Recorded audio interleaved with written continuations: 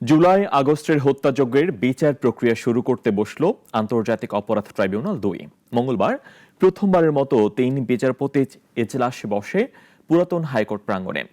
এদিন সংবর্ধিত হন নতুন গঠিত ট্রাইব্যুনালের বিচারপতিরা। সেই সঙ্গে ২৪ জন শেখ হাসিনা ও আসাদুজ্জামান খান কামালকে আত্মসমর্পণের নির্দেশ দিয়েছে ট্রাইব্যুনাল ১। বিস্তারিত মুনিয়া জুথির রিপোর্টে। জুলাই আগস্ট হত্যাযজ্ঞের ১১ মাসের মাথায় যাত্রা শুরু হলো আন্তর্জাতিক অপরাধ ট্রাইব্যুনাল ২-এর। মঙ্গলবার প্রথমবারের মতো এজলাসে বসেন ৩ বিচারপতি। রীতি অনুযায়ী এদিন তাদের দেওয়া হয় সংবর্ধনা।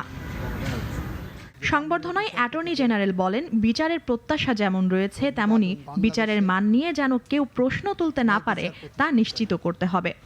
আমরা দেখতে চাই আমাদের এই বিচার প্রক্রিয়ার স্বচ্ছতা নিয়ে আন্তর্জাতিক মহলেও যাতে কোনো প্রশ্ন না আসে।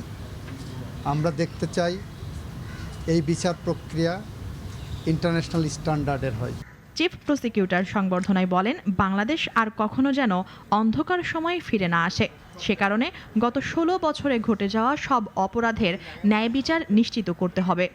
মামলাগুলো ভাগাভাগি করে দুটো ট্রাইব্যুনালে দেয়া হবে, যাতে একই সাথে অনেকগুলো মামলার বিচার প্রক্রিয়া এগিয়ে নেওয়া যায়।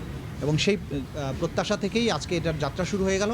ইনশাল্লাহ আগামী দিনে বিচারের অগ্রগতি দেশবাসী এবং জাতি দেখতে পাবে। সংবর্ধনায় ট্রাইব্যুনাল ২-এর চেয়ারম্যান বলেন, ফ্যাসিস্ট গ্রুপ আক্রমণ করার চেষ্টা করছে। তিনি বলেন, আল্লাহর ওপর ভরসা করেই দায়িত্ব নিয়েছেন। হুমকি দিয়ে সন্ত্রাস করে ন্যায় বিচার থেকে সরানো যাবে না তাদের। সন্ত্রাস তৈরি করে অথবা ভয়ভীতি দেখিয়ে এই ন্যায় বিচারকে বন্ধ করা যাবে না। তারা কেবলমাত্র আইন এবং আল্লাহ তাআলার প্রতি আস্থাশীল। সুতরাং তাদেরকে এই রাস্তার থেকে ভয়ভীতি দিকে কখনোই সরানো যাবে না, সেই অঙ্গীকার তারা ব্যক্ত করেছে। এদিকে জুলাই আগস্ট গণহত্যার মামলায় শেখ হাসিনা ও আসাদুজ্জামান কামালকে ২৪ জুন আত্মসমর্পণের নির্দেশ দিয়ে পত্রিকায় বিজ্ঞপ্তি জারি করেছে ট্রাইব্যুনাল। বিজ্ঞপ্তিতে বলা হয়েছে, ওই দিন হাজির না হলে তাদের অনুপস্থিতিতে বিচার কাজ সম্পন্ন করা হবে। মুনিয়া জুথি, নাগরিক, ঢাকা।